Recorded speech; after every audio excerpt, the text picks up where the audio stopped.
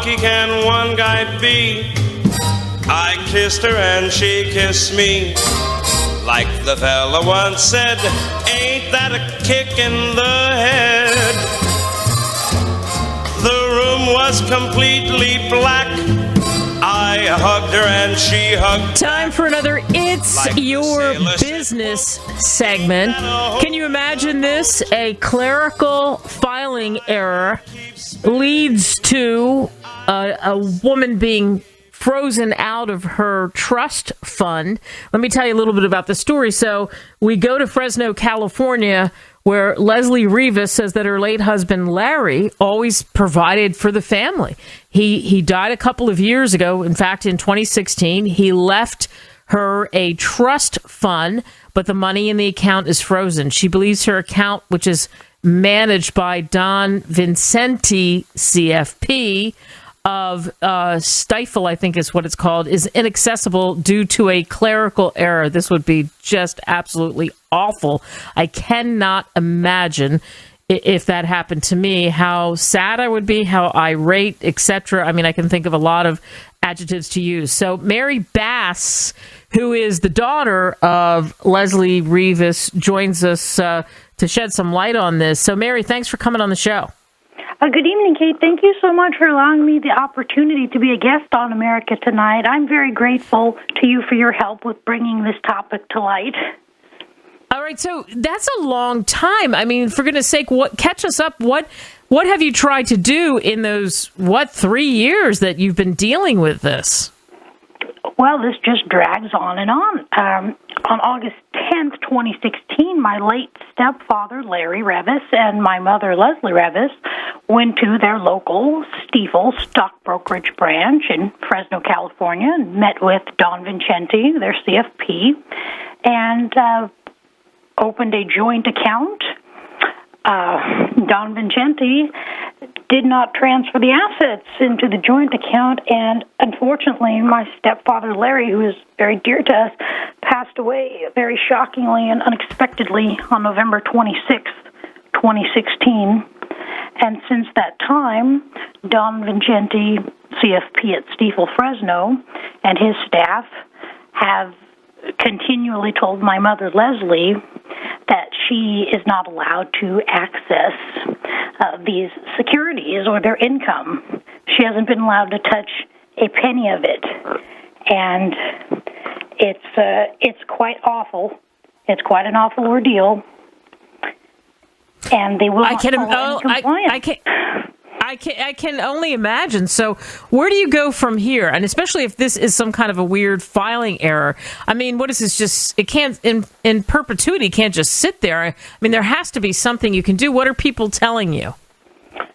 Well, my forensic accountant has explained things to myself and to my mother and to Don Vincenti, CFP, including but not limited to that the account is unlawfully titled. My stepfather has passed away. This should be an estate account. So, when there's a forensic accountant hand-holding a certified financial planner like Don Vincenti CFP still refuses to follow compliance, to follow the laws. And, securities, it's a highly regulated industry. He is controlling my mother's money and refusing to help us. We've tried to no avail and very politely to encourage him and his staff to help her. And they've created this stalemate based on a clerical error, is what we're told. And I figure, just like any sort of typo, shall we say, this is something that could be corrected if Don Vincenti, CFP, chose to make the correction. Yeah, so it may be that you end up having to get a lawyer if you're going to get this money back. That might be what it comes down to, or take it to the state, I'm thinking. I would welcome input from an experienced securities law attorney. I'm sure they'd see, more discrepancies than we're even seeing as consumers. Yeah, that absolutely is my suggestion to anyone listening to this. that's what I would do, because this is where you're at, because if they're at a stalemate, unless something changes where they go through it, and you've already gone this route with the forensic accountant, and it has to be incredibly frustrating. So we wish you the best with this, and let us know what happens now that we've talked about this, that there may be other people that find themselves in this situation. Well, I don't doubt there are. This is a huge elder abuse situation. It's been plaguing my family since 2016, and we're not alone. This is happening all across America. And with financial elder abuse on the rise, affecting people from all walks of life, the senior population is at risk, and no group is immune. Yeah, absolutely. I agree with you. And that's what happens, because especially if they don't have a daughter like you or somebody else to even look over their shoulder, it gets that much worse. And there's certainly things that you can do for that. Thanks so much for joining us on the show, and let us know what happens. I will. Thank you so much again, Kate. I really appreciate it. And hopefully we can get through this so we can spend more time listening to America Tonight. Thank you. All right, so that's Mary Bass, and she's trying to help her mom. Terrible. Could be this silly clerical filing error, which isn't silly when you're sitting there waiting for money that was put into a fund to be used. And Mary talks about elder financial abuse. And you know what? There is that, because it's misappropriation of financial resources. If you wanted to look at a strict definition, I'll tell you what it is, or any kind of abusive use of financial control on the other side of that, where there's an expectation of some kind of trust, and it causes distress, excuse me, in any way to an older person, money or property, that kind of thing. In fact, there was even there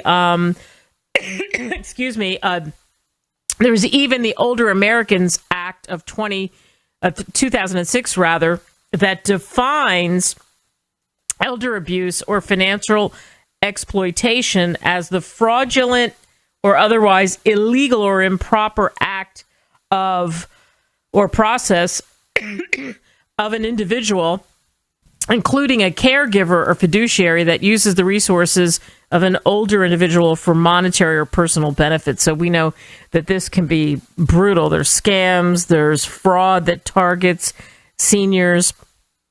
Seniors are often deliberately targeted by scams and frauds and misleading marketing. So there's other things that happen besides what we're talking about here. And, this is your business. I said that's what the segment is about. So other things that happen, you've got fraudulent investments, insurance schemes, contracts, unauthorized charges. You've got fake pharmaceutical or health products, medical billing scams, unnecessary medical care, predatory or unnecessary lending. Reverse mortgages could fall into that category. Charitable giving scams. There's all kinds of things that are happening out there. In fact, there was a recent study done by AARP, and they found that while people over 50 comprised more than 35% of the population, they accounted for 57% of all fraud victims. Wow. So seniors so vulnerable to exploitation, and it's awful. I can't imagine that. And sometimes the size and the scope, I can't imagine it because I'm not naive and we see it, but the size and scope sometimes of this, and again, who's fighting for them, becomes part of what is, what puts this older person in a vice. And when they're there, who's there to help pull them out of it? And obviously, in the case of, Leslie Rivas and the fact that her late husband left money, and they just can't get it out of this, fund. The fact that it's frozen in this trust fund has got to be more than frustrating to the family. And of course, to her, there is something about that. I've had to go through financial situations where I had a grandfather that passed away, and he left. It wasn't like a giant sums of money, but it was nice. He left money. There was money in a fund, and then trying to get that out, even with massive documents, was exhausting. But this was exhausting people in their 30s and 40s. So now you've lost a husband and you're in that situation. I can only imagine how exasperating that, would be. Just terrible. And what a harrowing ordeal that would be. So again, if you're in this situation, take it somewhere. Get an attorney. Find a way to not let them off the hook. Let's put it that way. All right, hang with us. Much more coming your way as we jump over the hump here on the show.